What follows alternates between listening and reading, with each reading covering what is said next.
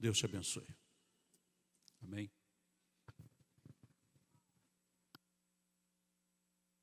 Povo de Deus, boa noite. Paz seja convosco. Mais uma vez eu quero agradecer a Deus por estarmos aqui e glorificar a Deus por você ter entendido e aceitado o desafio que o Senhor lhe entregou. Ontem nós falamos, hoje à tarde também, sobre o desafio de cultuar a Deus tantos dias seguidos, 4 dias, que para alguns é muito, para outros já é pouco. Para alguns, 4 dias é pesado, para outros é pouco porque gostaria que fosse mais. Mas a gente entende que alguns têm a limitação devido ao horário, trabalho, enfim, afazeres, e outros nem tanto. Mas nós cremos que o Senhor, como já tem falado nesses dias, há de falar uma vez mais aqui nesse momento, em nome de Jesus. Quero também externar minha gratidão, pastor Leles, que nos confiara essa oportunidade e nos deu também, quando ele entrega o microfone, a oportunidade a nós, ele está nos dando o púlpito dessa igreja para que possamos ser porta-voz da palavra de Deus. E ser porta-voz da palavra de Deus é um tanto quanto difícil, como já aqui bem colocado. Não é fácil você falar o que Deus quer falar, porque Deus, a Bíblia fala que quando Deus fala é como trovão.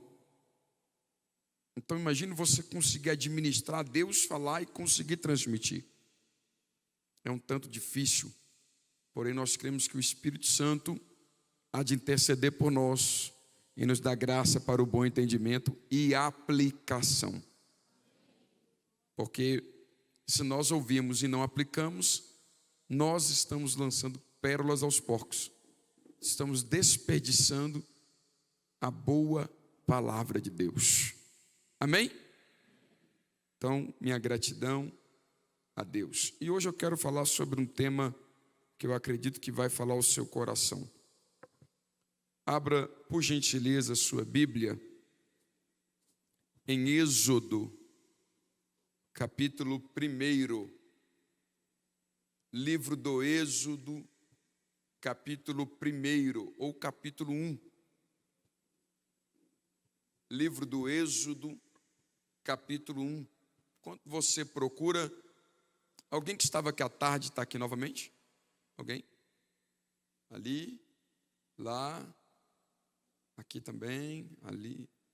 Como já também aqui mencionado pelo pastor, tivemos uma tarde poderosa diante do Senhor. Foi algo sobrenatural, literalmente sobrenatural.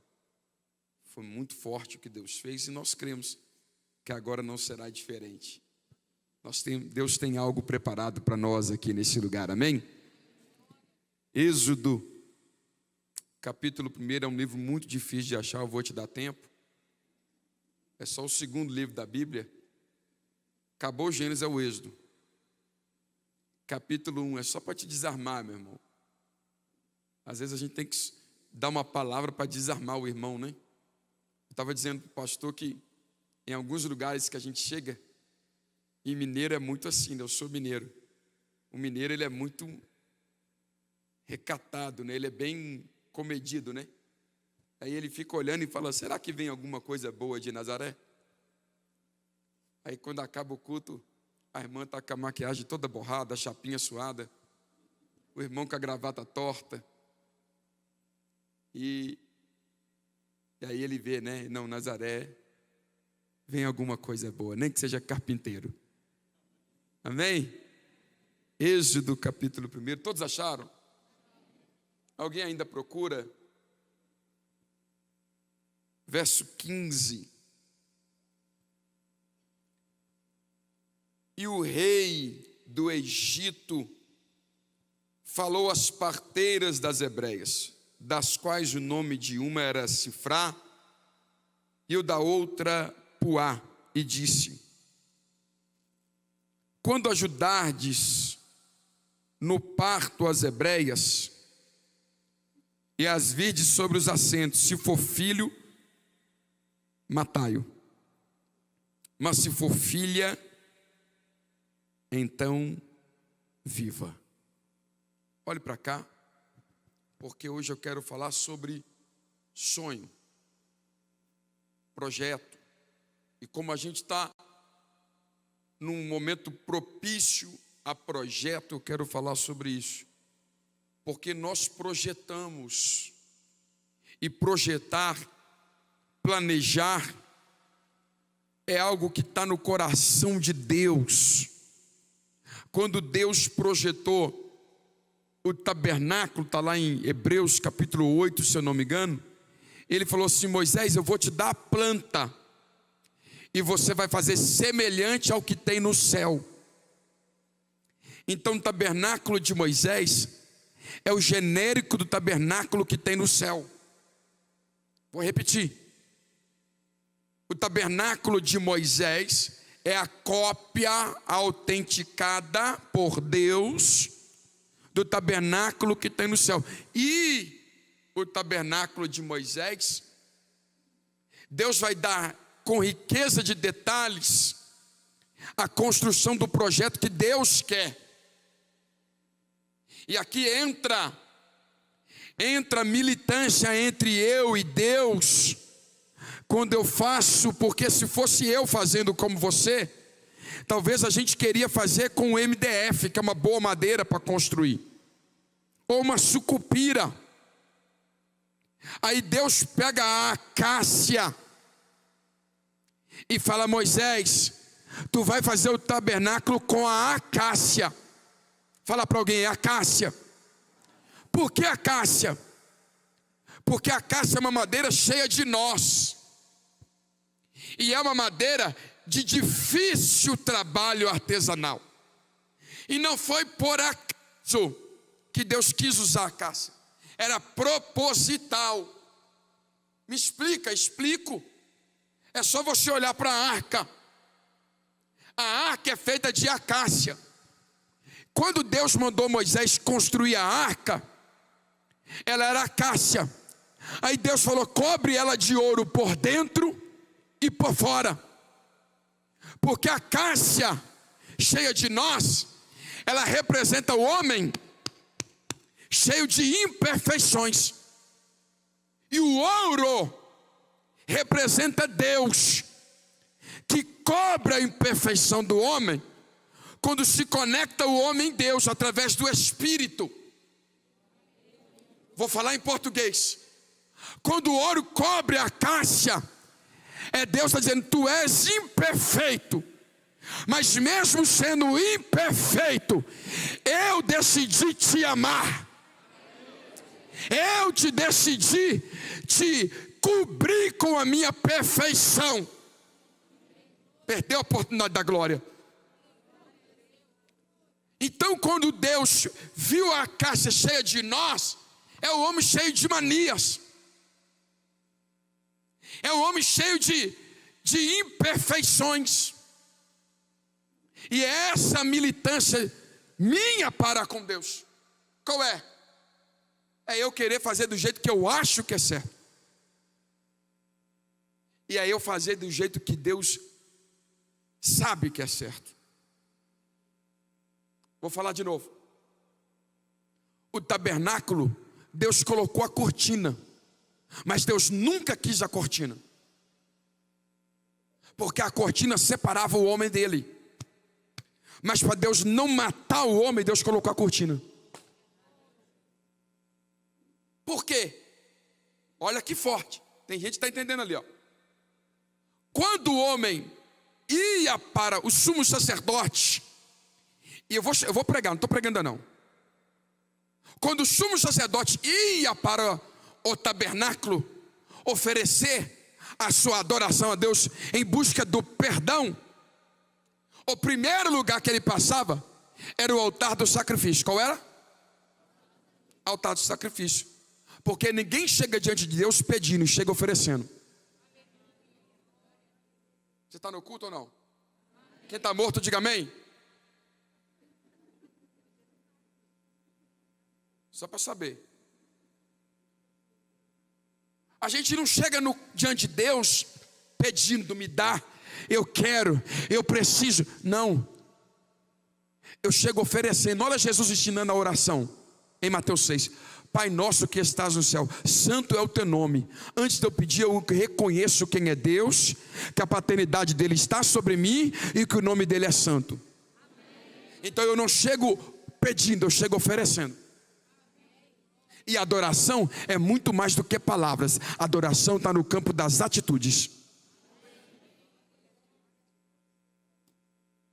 Então quando o sumo sacerdote chegava, ele ia para o altar do sacrifício, recebia o sacrifício, colocava no altar, tacava fogo e pegava o sangue.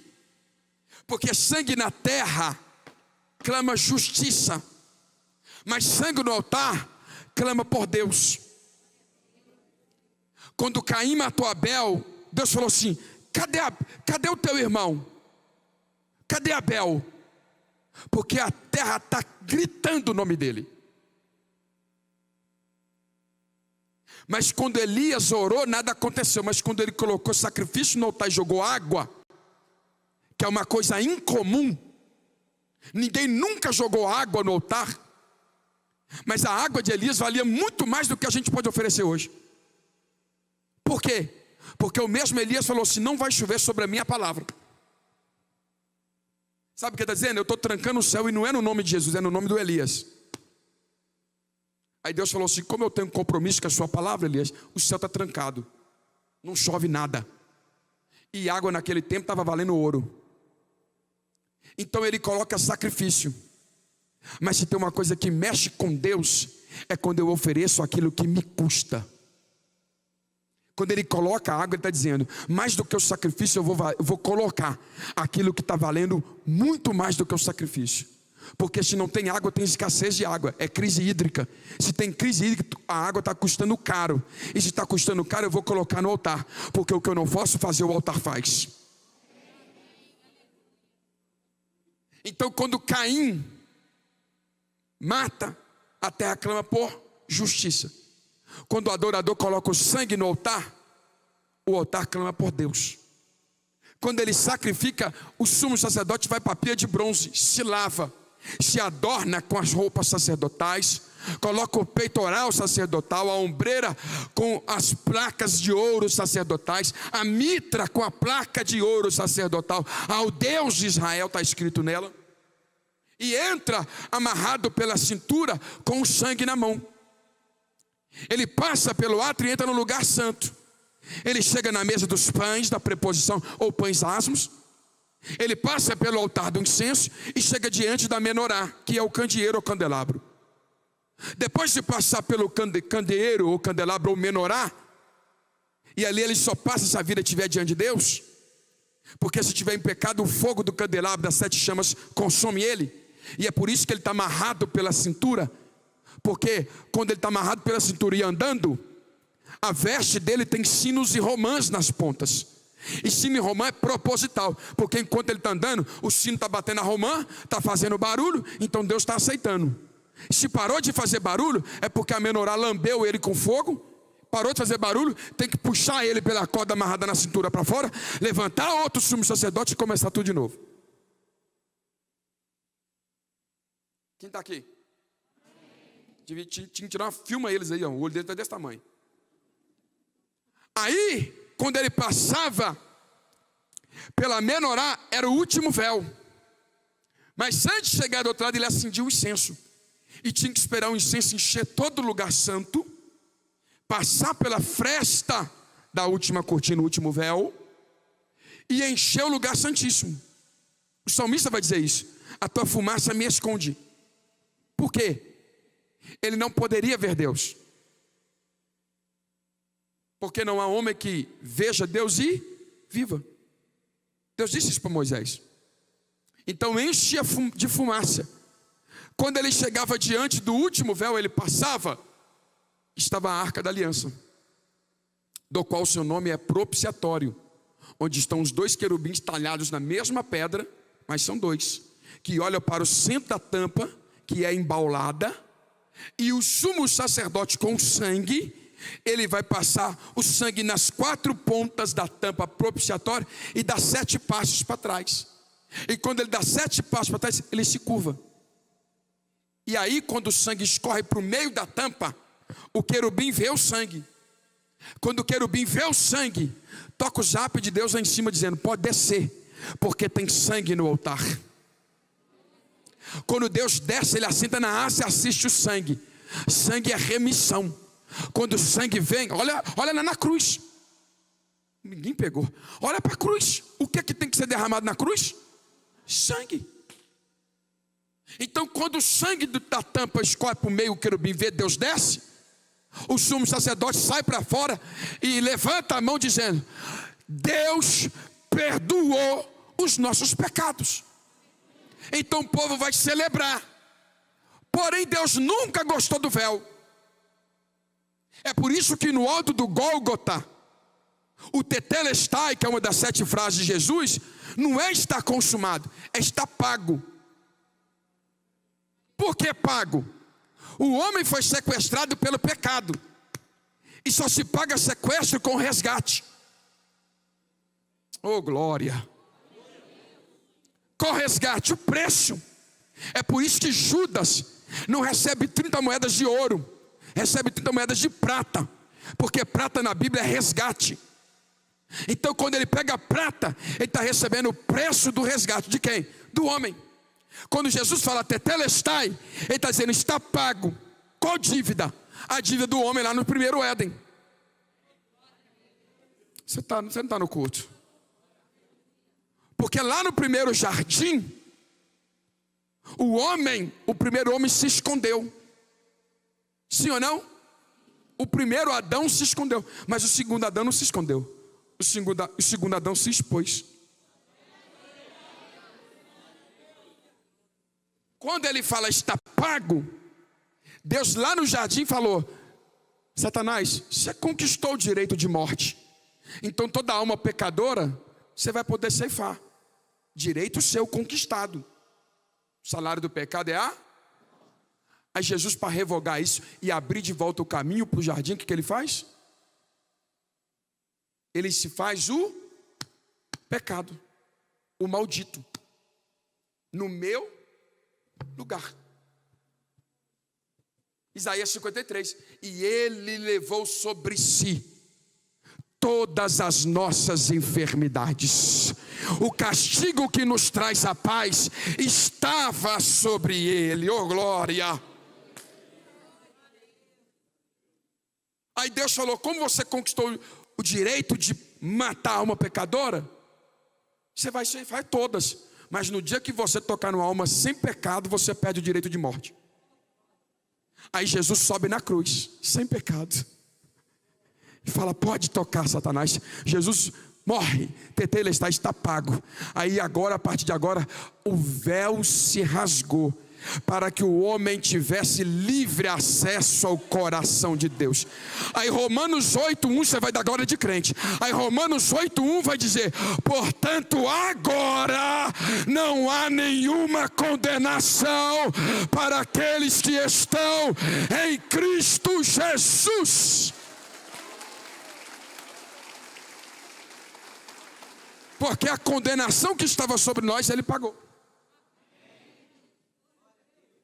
Quem está vivo? Fala para o teu vizinho: melhora esse glória aí, crente.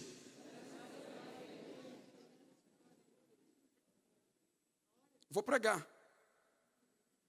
Até que hora que a gente vai? 21:10? Nossa, pai. Pega a mão e fala comigo: Deus. Fala com boca aberta, diga: Deus está me dizendo que Ele tem um projeto para a minha vida.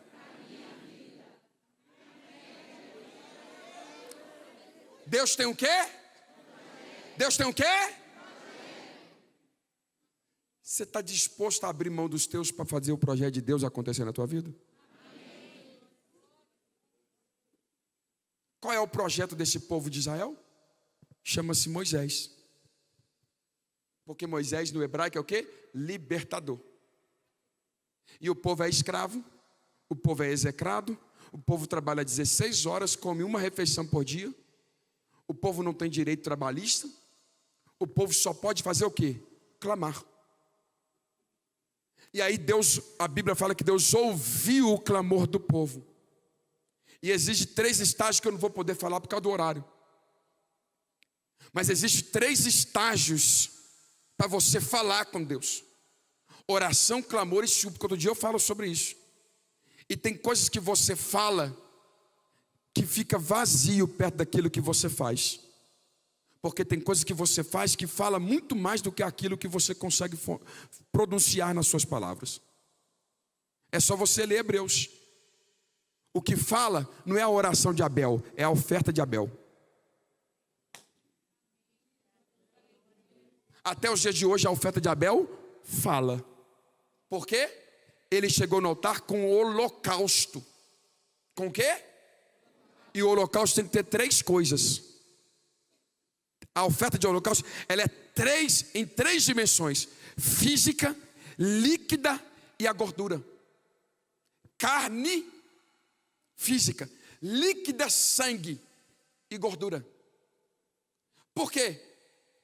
A carne é queimada, o sangue é oferecido a Deus, e a gordura?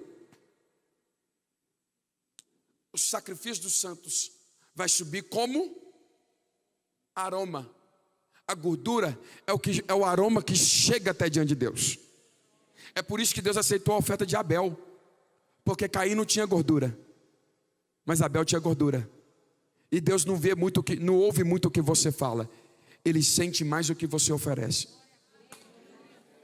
Fala para o teu vizinho, dá um glória aí, crente. É por isso que tem que ter gordura. É por isso que não pode ser oferta magra. Outro dia eu falo sobre isso. Fala glória a Deus.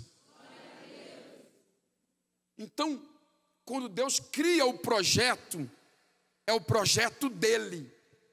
Porém, todo projeto, ele será ameaçado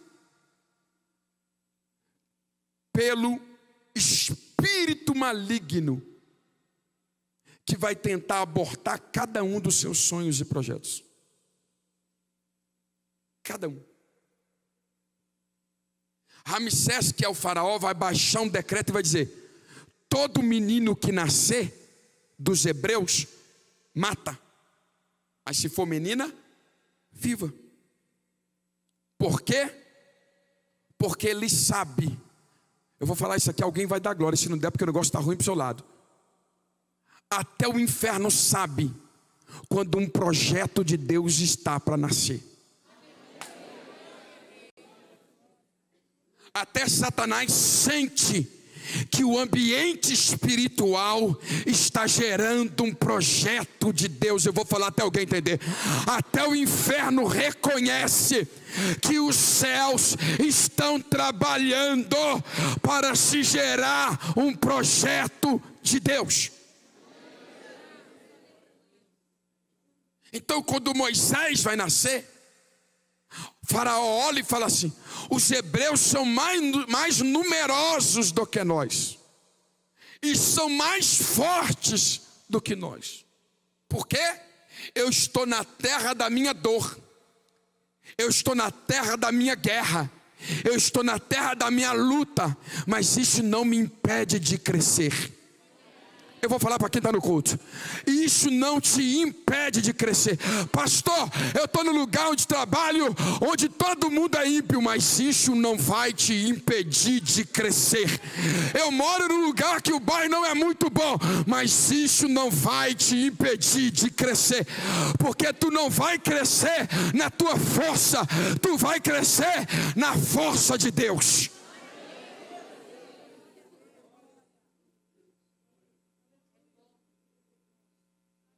Então o povo começa a crescer, pega essa aí, a ponto de incomodar quem aparentemente está em cima dele. Pega o dedo,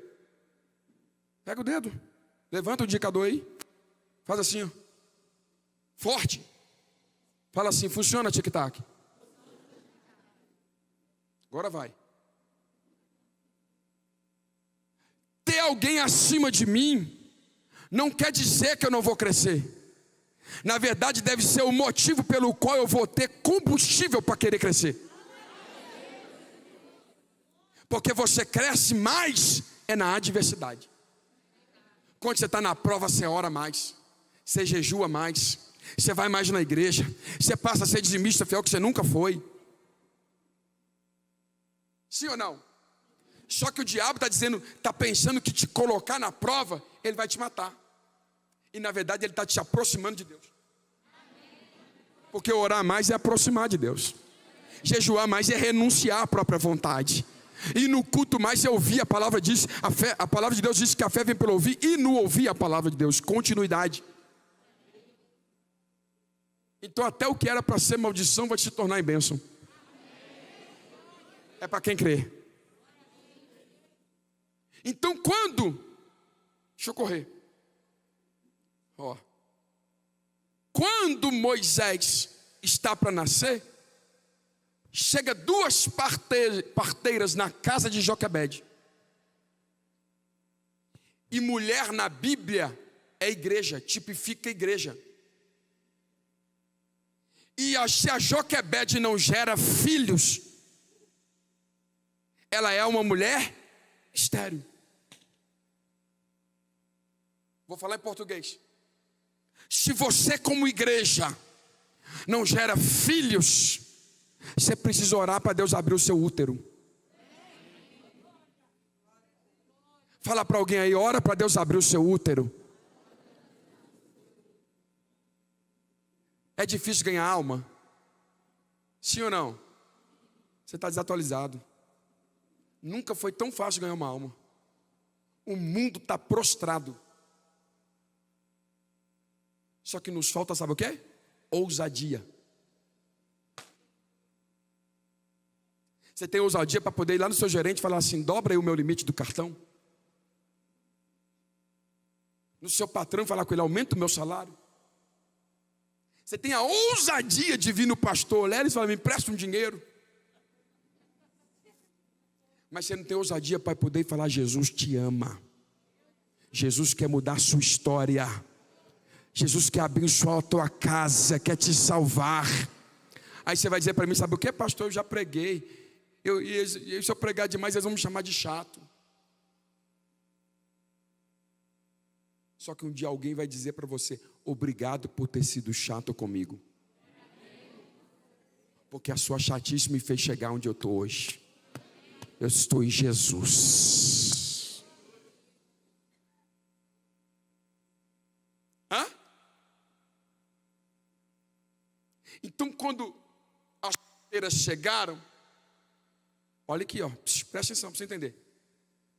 Quando as parteiras chegaram na casa de Joquebede, a mulher de Arão, mãe de Moisés, elas vão para matar o menino. Elas vão para quê? Para abortar o projeto. Você vai entender. Para parar e impedir o projeto de Deus, que era libertar o povo. Mas como Deus olhou para aquele povo e não viu ninguém com coragem, Deus disse, eu vou levantar alguém com coragem. Então Deus vai no ventre daquela mulher e diz, está aí o meu libertador. Vai ser esse menino. Quando o menino vai nascer, as mulheres vão chegar para ver o menino nascer, o menino já nasceu. Vou falar de novo. Quando elas vão para matar, para fazer o parto, e quem está chegando na casa de Joquebede não é qualquer parteira. São as 2 melhores parteiras do Egito. Ou seja, não é qualquer tipo de demônio que vai tentar abortar o teu projeto. Satanás vai comissionar demônios especialistas que trabalham para abortar projeto. Não estou te colocando medo, estou te falando a verdade. Porém, em contrapartida, e glória a Deus por essa contrapartida, quando Satanás tentar chegar, alguém vai pegar. Quando Satanás tentar chegar no tempo do teu projeto nascer, o teu projeto já nasceu. Levanta as 2 mãos. Levanta 2 mãos. Levanta até a sola do pé, porque eu vou profetizar. E tu vai dar um glória de crente. Eu vim lá da Belo Horizonte dizer para alguém: Deus vai atrasar o relógio do inferno só para o teu projeto nascer.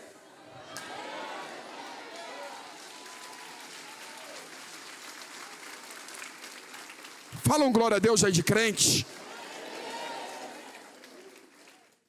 Fala para alguém aí: Deus, abre a boca, diga: Deus vai atrasar o relógio do inferno só para o teu projeto nascer. Deus faz isso? Me prova na Bíblia. Provo. Deus mandou Josué dar quantas voltas em Jericó no último dia? Quantas? Para se dar uma volta em Jericó, o mínimo que se gasta é 4 horas. Andando apressadamente. 4 horas. O dia tem quanto? Você não pulou aula de matemática. 4 vezes 6? Vamos, gente? Tem gente que está contando. Tem um ali fechando. E eles falam mesmo, né? 24. Na 6ª volta vencia o prazo. A palavra de Deus caia por terra. Aí a Bíblia fala que Josué orou. E o que aconteceu? O quê? O sol não para, porque o sol não se movimenta. O que movimenta é a terra. Movimento de translação e rotação em torno de si, em torno do sol. Quando Josué orou, Deus não parou o sol. Deus parou a terra, o tempo. Deus parou o tempo e disse: enquanto você não pisar em Jericó e tomar posse, o tempo não vai andar. Eu vou falar para quem está no culto: enquanto você não chegar no lugar da tua bênção, da tua vitória, do teu milagre, o tempo não anda, porque Deus é zeloso para cumprir a tua promessa. Quem está aqui, pelo amor de Deus, se manifeste.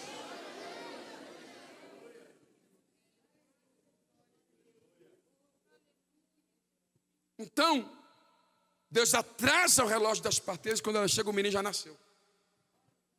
Aquelas parteiras representam quem? Demônios. Tenha medo de falar não, fala demônios.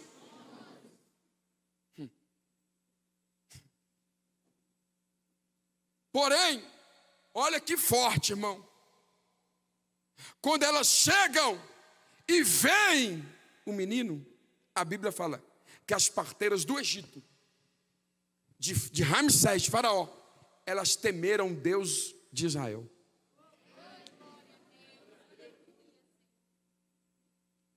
Aquelas que eram ferramenta do inferno, elas não conseguem levantar o cutelo para matar o projeto de Israel. Sabe por quê? Porque não há demônio no inferno. Pode entrar um dentro do outro, que eles não conseguem abortar o que é promessa de Deus. Eu vim de longe profetizar para alguém nessa noite de segunda-feira. Levanta a mão para receber essa palavra, porque é de Deus. Eu vim de longe profetizar para ti. Vai entrar um demônio dentro do outro, vai fazer fila, mas eles não vão abortar o projeto que Deus tem para a tua vida.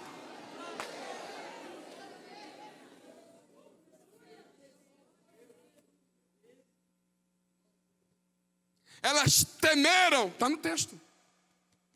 Não sou eu que estou falando, está na sua Bíblia. Coloca aí para mim, Êxodo 1.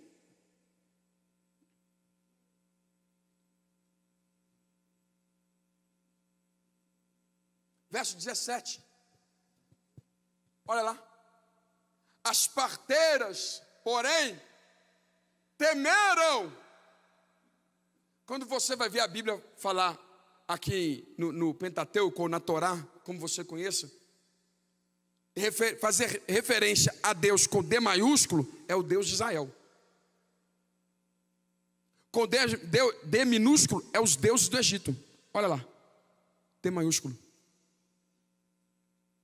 Então o inferno teve que recuar quando ele enxergou que aquilo que estava nascendo não era projeto de homem. O inferno teve que retroceder. Ele desfaleceu quando ele chegou diante da geradora e viu que o que estava na mão dela era mais forte que a força que o sustentava. Eu vim profetizar para alguém que aquilo que não te matou só te fez mais forte para a glória de Deus. E não fizeram com o rei do Egito liso. O decreto era de morte. O decreto era para o projeto. O decreto é: mantenha esse povo escravo, mantenha o povo cativo, porque a ideia do diabo é te fazer cativo, seja na área que for, seja na área psicológica, na área emocional. Você quer ver? O que mais a gente vê hoje, vou te falar, 70% das pessoas que estão dentro das nossas igrejas, elas não estão com problemas com o demônio. O problema delas são emocionais. 70%. É quase 3/4.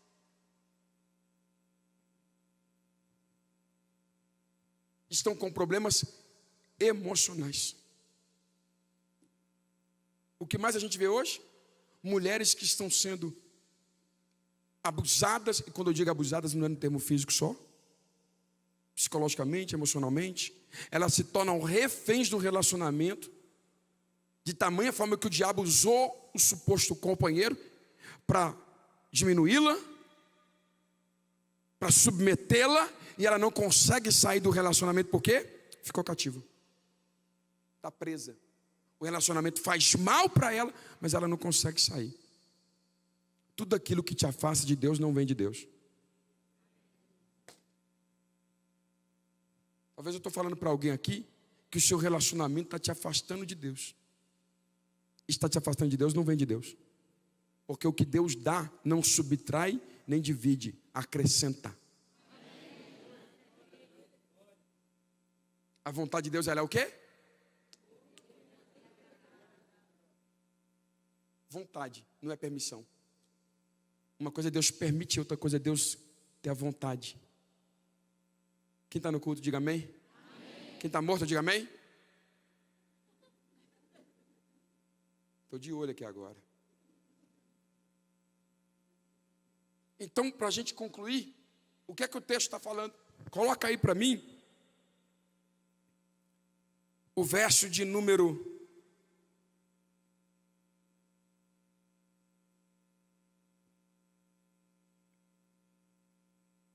18. Então o rei do Egito chamou as parteiras e disse: por que fizeste isto, deixando os meninos com vida? Olha para cá. Tudo que Satanás quer é que você desacredite que o seu projeto vai dar certo em 2022. Cadê o projeto de vida? Tudo que Satanás quer que você desacredite, tudo que ele quer que você faça é desacreditar que o que você coloca aqui são só letras, palavras jogadas ao léu, jogadas ao vento. E se você não acreditar que aquilo que está escrito aqui vai se tornar realidade, ninguém vai acreditar por você. Ninguém. Se você não acreditar que você vai ser feliz, ninguém vai acreditar por você. Se você não acreditar que você vai dar certo, ninguém vai fazer por você.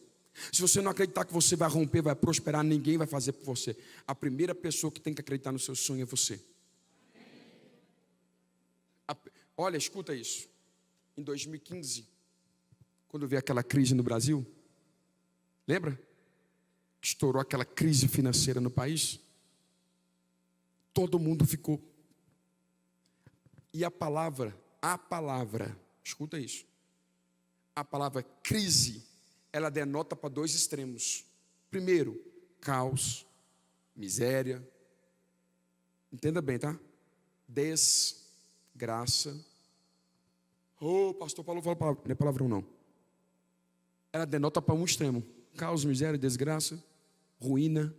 O outro extremo, oportunidade. No meio da crise, um monte de gente desesperou.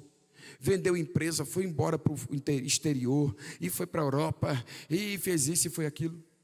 Conhece alguém assim? Quem fez isso aí? Eu conheço um monte. Um monte. No meio da crise, foi para todo mundo essa crise. Eu orei a Deus. E Deus, 11h34 da noite, me visitou. E quando Deus me visitou, falou: anota o que eu vou te falar. Eu abri o notebook e comecei.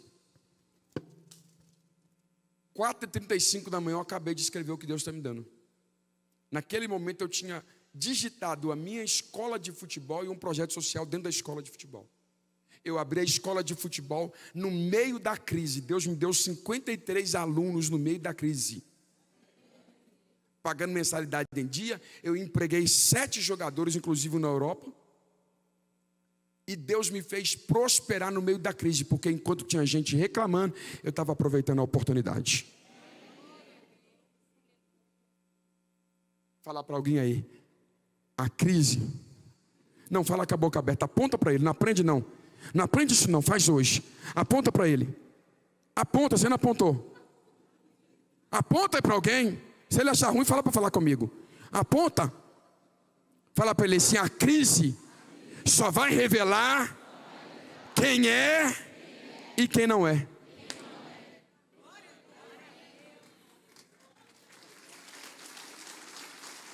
Uns vão reclamar. Quer ver? No meio do calor. Você está no trânsito, calor terrível. Quem está lá no meio do sinal vendendo água? Os meninos. No tempo da sua necessidade de beber água, quem está lá? O vendedor de água. Aí está alguém, eu não vou ter emprego, Deus tem misericórdia. Psh, olha para cá. Enquanto você está reclamando, outros estão prosperando. Enquanto você está procurando o culpado, porque a gente aprendeu a terceirizar o culpado por causa do Adão. Sabia? Se você e eu herdamos essa cultura de terceirizar a culpa. Lembra do Adão? O que ele falou com Deus? Culpa sua, você foi me dar essa mulher aqui. Ó. Aí Deus falou assim, é? Eu que sou culpado, você que come do fruto, eu que sou culpado. Se eu fosse Deus naquele tempo, eu ia acelerar a linha do tempo e ia falar assim, está vendo Jesus? Ele ficou 40 dias no deserto e não pecou. Você ficou um tempo no melhor lugar do mundo e pecou. Porque Jesus ficou no pior lugar do mundo e não pecou. Adão estava no melhor lugar do mundo e pecou. Então o problema não está no local, está em mim. Quem está vivo? Você tem coragem, aponta para alguém e fala assim, o problema está em você.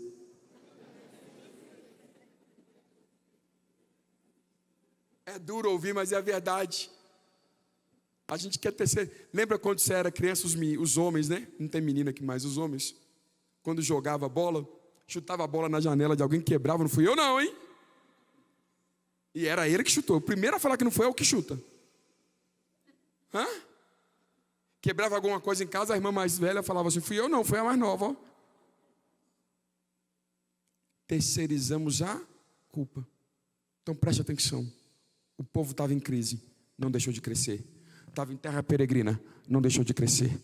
Estava sendo massacrado, humilhado, pisado, não deixou de crescer. Trabalhando 2 vezes a jornada de trabalho, não deixou de crescer. Sabe por quê? Nada que o inimigo possa levantar contra mim vai me tirar o desejo, a vontade de crescer. Tudo aquilo que o inimigo levantar e depositar sobre mim como jugo, eu vou arrebentar o jugo do diabo, como está lá em Isaías 45, Deus vai despedaçar os ferrolhos e as portas de bronze e vai levantar um Ciro para poder levantar Israel e trazer de volta para Deus. Então para cada multidão de murmurador, Deus vai levantar um Moisés. Fala para alguém aí, Deus... Fala forte, Deus sempre vai ter um Moisés para o seu Egito. Vou falar de novo em português. Deus sempre vai ter um projeto para te livrar da crise. Deus sempre vai ter um projeto para te livrar do fundo do poço. Eu vou falar para os vivos, tá? Deus sempre vai ter um projeto para mostrar para você que você não é o pior do mundo. Você está no lugar ruim, mas ainda é um gerador de milagres. Dá para tu dar uma glória a Deus aí ou não? Na Bíblia. Para cada Egito Deus tem um Moisés. Para cada Egito Deus tem um? Deus tem um? Moisés. Às vezes, eu estou terminando aqui. Às vezes o que nos falta é coragem. Vou repetir.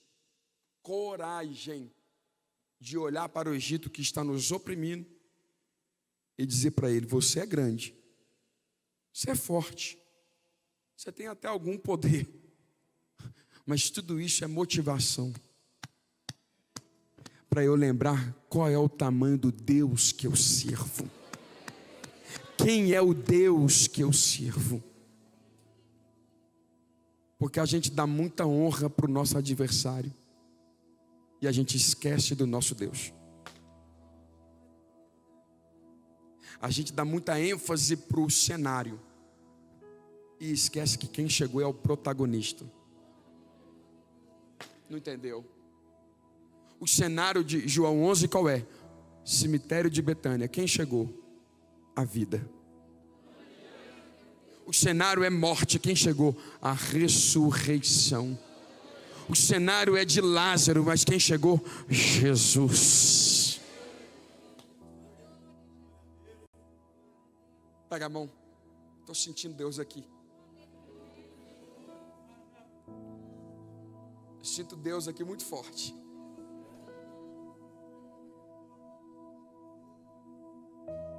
Fala comigo. Deus está me levantando. Desse jeito Deus não vai fazer nada com você. Diga com boca profética. Solta essa voz e grita para o mundo espiritual ouvir. Fala: Deus está me levantando para fazer parte de uma geração que vai marcar essa cidade, que vai marcar essa igreja. Diga: minha família será mudada através de mim.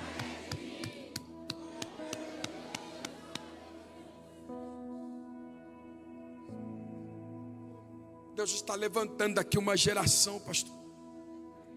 Deus afirma isso no meu coração. Deus vai levantar uma geração aqui que se prostrou diante do cenário e vai trazê-los de volta. Deus vai trazer uma geração de volta a sonhar com o ministério. Uma geração que vai voltar a sonhar com o episcopado, que vai voltar a sonhar com o altar. Vai trazer essa geração para dentro dessa igreja. Deus vai começar a despertar gente dentro dessa igreja para sonhar de novo com o altar, que vai parar de olhar para os materiais e vai olhar para os espirituais. Deus vai levantar uma geração aqui que vai largar o que é bem material e vai se apegar. Ai, Jesus! Deus está me impulsionando a dizer isso. Porque nós nos tornamos materialistas demais para poder parar de sonhar com o que é espiritual. E o Senhor está dizendo: eu estou te despertando. Eu vou falar de novo. Tu é o Moisés da tua família. Tu é o projeto de Deus para a tua parentela. Tu é o projeto de Deus para o teu bairro. Tu é o projeto de Deus para a tua cidade. Tem gente que entende rápido. Tu é o projeto de Deus para essa igreja. Tu é o Moisés que Deus está levantando. Satanás vem com a ameaça de morte, mas Deus me trouxe aqui para te dizer: tu não morre, porque tu é projeto de Deus.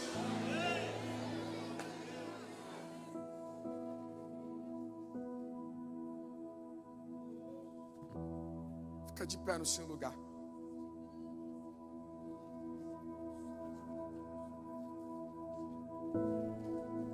és projeto de Deus.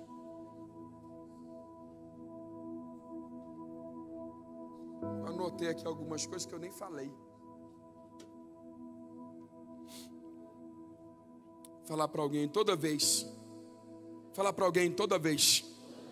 que uma promessa está para acontecer, Satanás vai criar uma estratégia para abortar o projeto. Fala com ele assim, porque o diabo sabe. Fala forte, porque ele vai dar um glória de crente. Fala com ele, porque o diabo sabe que alguém aqui dentro está gerando uma promessa.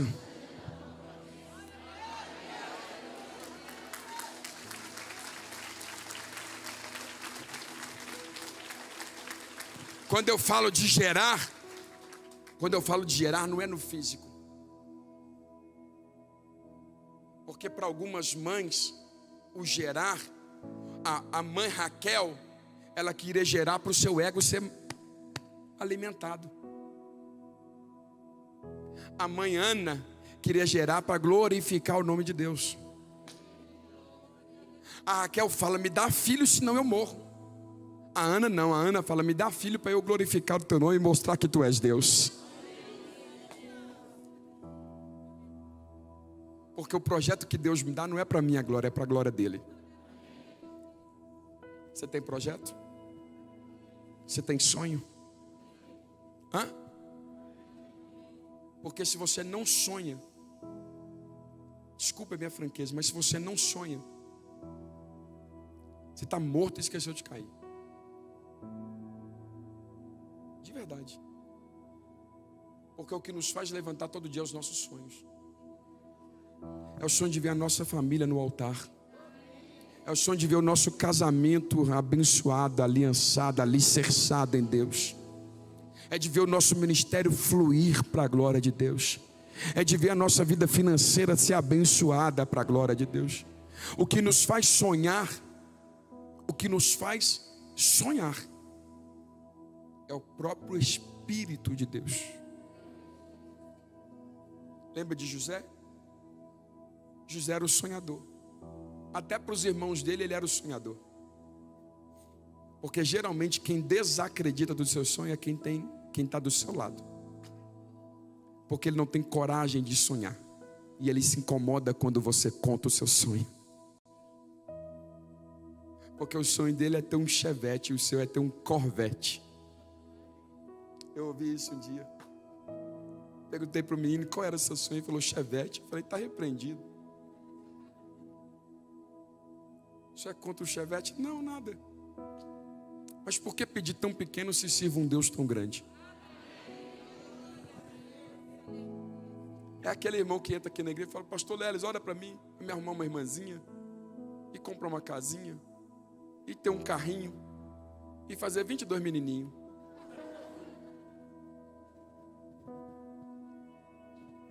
Eu conheço um monte assim. E eu não sou pregador, eu sou profeta. Eu sei qual é o meu chamado. Eu entendi qual é o meu chamado. Eu achei que eu era pregador. E eu sonhava com alguns lugares para pregar. E eu entendi que Deus não me chamou para ser pregador. Deus me chamou para ser profeta. E o profeta, ele profetiza justamente onde não tem vida, onde não tem perspectiva, onde já não há mais expectativa. O profeta foi levantado. É por isso que Deus manda Ezequiel ir conversar com o osso. Tu é profeta, Ezequiel? Sou profeta, Deus. Ah, então tu é o profeta. Sou profeta, Deus. Então vai conversar com o osso. Colocou ele lá no vale de ossos secos. Ele falou, tu não é profeta? É fácil profetizar onde tem vida. Profetiza onde os ossos estão sequíssimos. Aí ele falou assim, assim diz o Senhor. Vento dos 4 cantos, vem e sopra neste lugar. E a Bíblia diz que começou um ruído. Você não entendeu? Tudo que estava fora do lugar começou a voltar ao seu devido lugar. O crânio começou a procurar a vértebra, mas não era qualquer, era a vértebra dele, porque Deus não vai colocar nada que não seja no seu devido lugar. Eu vou repetir a palavra: Deus não vai te colocar no lugar que você não vai prosperar. Se Deus te plantou nesse lugar, é aqui que você vai prosperar em todas as áreas da sua vida.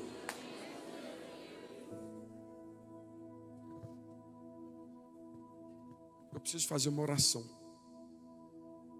Uma oração. Eu sou levado pelo Espírito a fazer essa oração.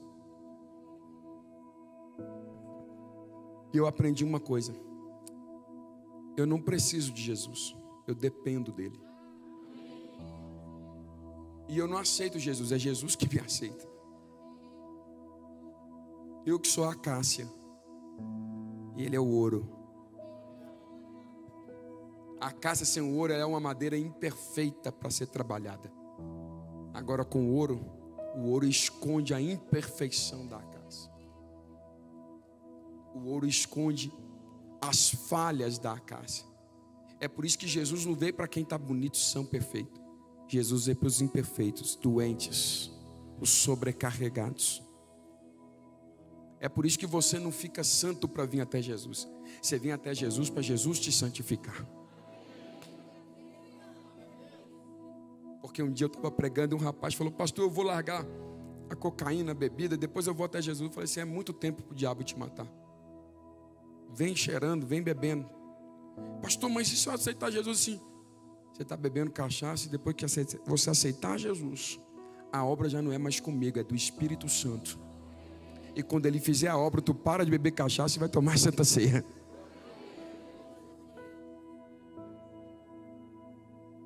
Feche teus olhos, me ajuda agora. Feche teus olhos e ore. Só intercede. Feche teus olhos, toda a igreja fecha os olhos e intercede.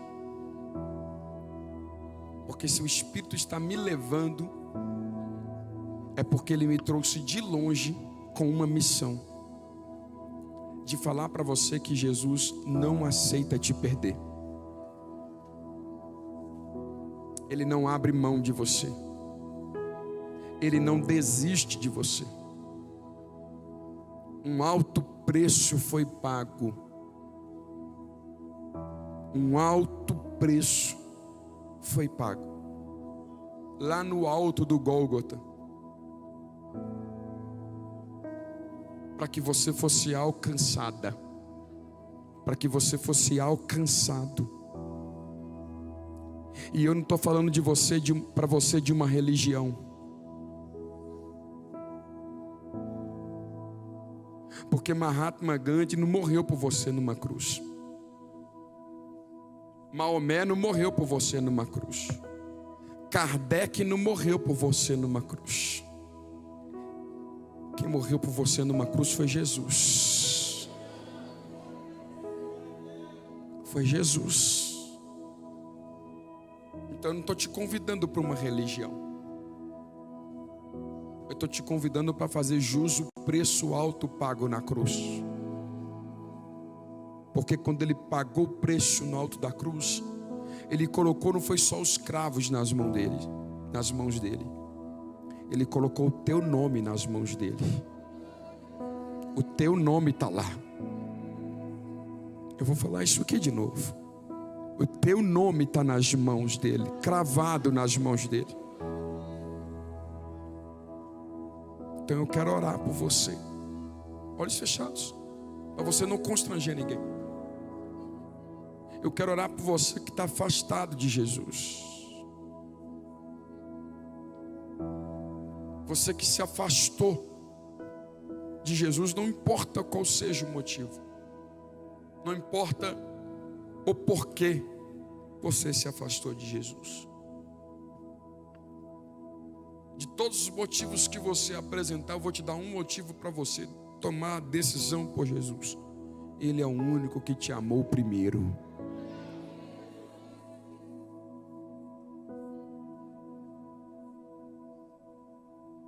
Eu Eu quero orar por você. Pastor, eu me afastei de Jesus. Eu me desviei da presença do Senhor Jesus. Eu até estou frequentando a igreja, mas na verdade eu estou afastado de Jesus. Eu quero orar por você.